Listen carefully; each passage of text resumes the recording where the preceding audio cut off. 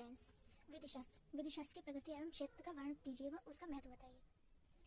Answer है इसका, विधि शास्त्र का उद्देश्य उन सभी विधि तत्वों का ज्ञान अर्जित करना है जिसके आधार पर विधि संबंधी ज्ञान पूर्ण रूप से प्राप्त हो सके। मतलब विधि शास्त्र का जो उद्देश्य है वो विधि तत्वों का ज्ञान अर्जित करना है जिसके आधार पर विधि से संबंधित जितना भी ज्ञान है वो हम प्राप्त कर सकें। विधि किसी राष्ट्र के लिए विधि निर्माण की विधि मतलब मेथड नहीं है, वरन विधि लॉ के विभिन्न तत्वों की सूक्ष्म विवेचना है।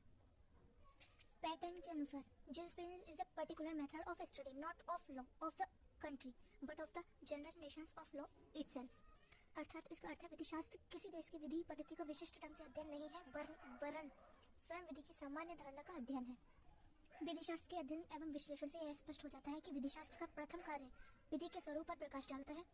यहाँ यह भी कहा जा सकता है कि विधि शास्त्र का संबंध विधि के नियमों और उसकी रीतियों के क्रमबद्ध और वैज्ञानिक अध्ययन से है।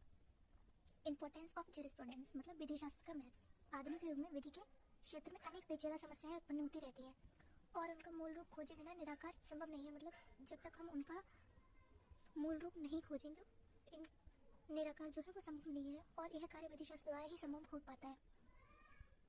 वास्तव में विधि शास्त्र एक प्रकार की कानूनी प्रशिक्षण है जिसके माध्यम से मनुष्य किसी तथ्य को कानूनी ढंग से सोचने व उस पर न्यायिक रूप से विचार करने को बाध्य होता है। विधि शास्त्र का अध्ययन कानूनी व्यवसाय से संबंधित लोगों को अपने कार्य में दक्ष बनाता है क्योंकि विधि शास्त्र किसी विधि मनमज्ञ के समक्ष एक बहुत ही स्पष्ट और संक्षिप्त शब्दकोश प्रस्तुत करता है। इस शब्दकोश की सहायता से विधि से संबंधित को भ्रांतियां, मान्यताएं और धारणाएं उत्पन्न होती हैं, उनको हल किया जा सकता है।